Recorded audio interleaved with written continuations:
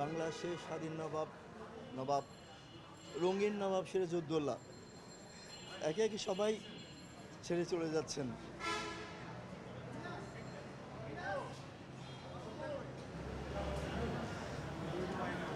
কি যে স্নেহ করতেন, কি যে ভালোবাসতেন।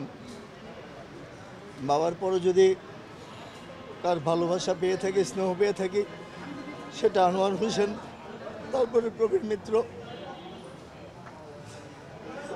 অনেক অনেক স্মৃতি, কথা বলতে কষ্ট হচ্ছে। গতকালকেই অঞ্জনা ম্যাডামকে হারিয়েছি, তার সাথে তেমন কোনো স্মৃতি নেই। কিন্তু দাদা, প্রথম ছবি থেকে তার সাথে সম্পর্ক।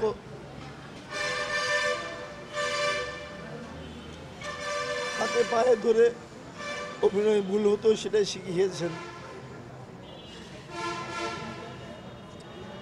এখন তো আর শেখানোর লোকও নেই, আমরা তো সবচেয়ে বড় হয়ে গেলাম। কষ্ট হচ্ছে দাদা, সুযোগে দিলেন না।